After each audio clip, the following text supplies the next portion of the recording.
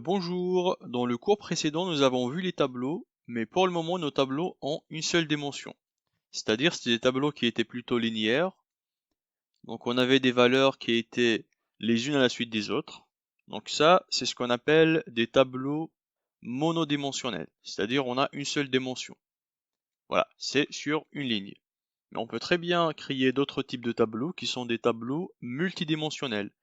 Si par exemple je souhaite créer un tableau 2D, alors ça sera plutôt un tableau classique qui va contenir un certain nombre de lignes et puis un certain nombre de colonnes. Là par exemple dans mon tableau, j'ai 4 colonnes et puis 3 lignes. Et puis chacune des cases correspond à une valeur du tableau. Ici par exemple, je souhaite accéder à une case particulière, comme on le faisait avec les tableaux monodimensionnels ND. On faisait directement le nom du tableau tab et puis I pour le numéro de la case. Dans les tableaux multidimensionnels, c'est à peu près la même chose. Si par exemple ce tableau multidimensionnel s'appelait tab, alors pour accéder à cette case-là, par exemple, je vais mettre tab et puis entre crochets le numéro de la ligne et le numéro de la colonne. Là, le numéro de la ligne en comptant à partir de 0, c'est 1. Et puis le numéro de la colonne en comptant à partir de 0, c'est 1. Donc ça sera tab de 1, 1. Donc ça, c'est la ligne. Et ça, c'est le numéro de la colonne. Voilà. Pour pouvoir déclarer ce tableau, c'est à peu près pareil aussi. Alors, je définis deux variables. Une pour le nombre de lignes. Alors, n ligne, ça sera 3. Une variable pour le nombre de colonnes. Ça sera, j'écris en anglais, ça sera 4. Et puis, si je veux déclarer un tableau 2D de taille 3 x 4, je mets int, le nom du tableau, et puis je mets deux crochets. Alors je mets le nombre de lignes, et puis le nombre de colonnes. Voilà. Pareil, pour les tableaux 1D, si je veux initialiser sur la même ligne un tableau 2D, je mets des crochets. Voilà, comme ça. Vu que j'ai 3 lignes, donc je mets 3 accolades à l'intérieur. Et pour chacune, je mets les valeurs qui vont se trouver sur mes colonnes. Là, par exemple, 1, 2, 3, 4. Bon, peut-être je peux le présenter autrement, pour que ce soit plus compréhensible. Voilà. Comme ça, on voit mieux la déclaration ou bien la correspondance avec ce schéma-là. Donc 1, 2, 3, 4, 5, 6, 7, 8, 9, 10, 11, 12. Donc là, on a déclaré un tableau qui contient 3 lignes. Voilà les 3 lignes. Et puis 4 colonnes. 1, 2, 3, 4. On peut très bien déclarer des tableaux 3D, 4D, 5D. C'est à vous de voir. Ça va dépendre de l'utilisation que vous voulez faire. Donc nous, dans ce cours, on va se satisfaire des tableaux à 2 dimensions seulement. Une dimension et puis 2 dimensions. Alors pour les matheux, un tableau avec une seule dimension, c'est ce qu'on appelle un vecteur.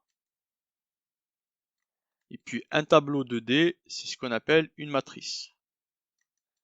Donc si dans les prochains cours j'utilise ces deux noms, il faut juste savoir que vecteur c'est un tableau à une dimension et matrice c'est un tableau à 2 dimensions. On a des colonnes et des lignes. Là on a une seule ligne. Alors pour pouvoir lire les valeurs d'un tableau 2D, alors j'efface ça, on va l'initialiser en utilisant des boucles for. Alors pour pouvoir lire les valeurs d'un tableau 2D, bien évidemment nous allons utiliser deux boucles for, une à l'intérieur de l'autre. Une qui va nous permettre de lire les lignes et une autre qui va nous permettre de lire les colonnes. Donc for int i égale 0, i inférieur au nombre de lignes, et plus. Et puis for int j égale 0, G inférieur au nombre de colonnes, G++. Voilà.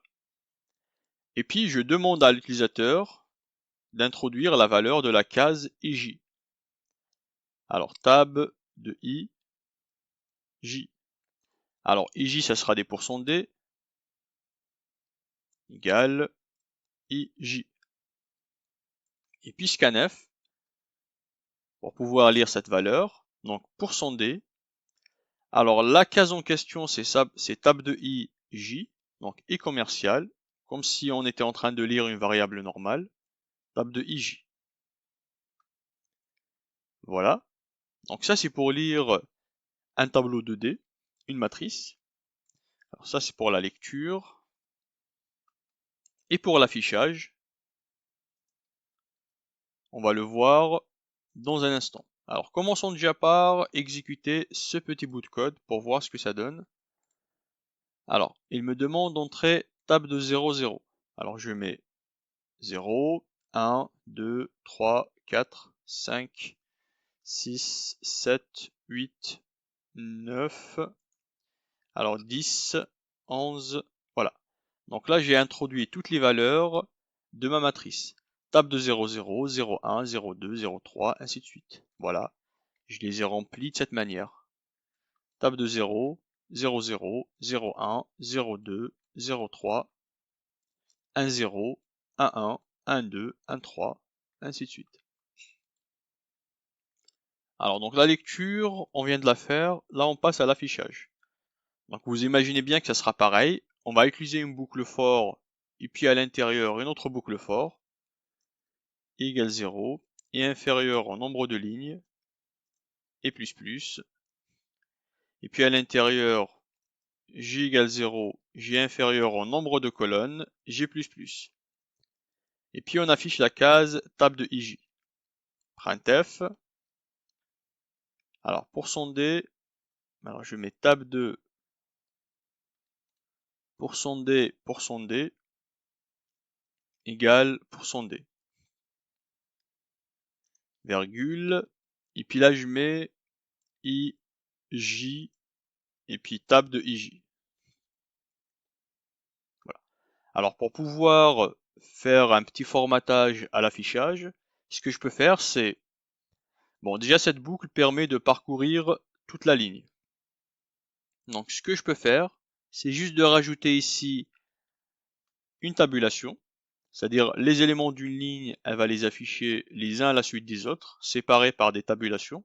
Et puis à chaque fin de ligne, je vais faire un saut pour aller sur la ligne suivante et pour pouvoir afficher la prochaine ligne.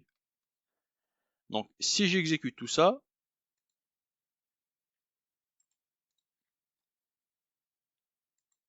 alors tab de 0, 0, alors je vais remettre exactement les mêmes valeurs que tout à l'heure. 8, 9, 10, 11, voilà. Donc là elle m'affiche tab de 0, 0 c'est 0, 1, 2, 3, et puis la deuxième ligne, et puis là, la troisième ligne. Voilà. Alors pour faire plus joli, on va essayer d'enlever ça. Je garde uniquement la valeur.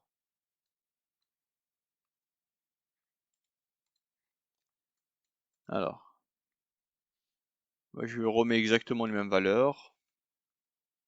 7, 8, 9, 10, 11, voilà.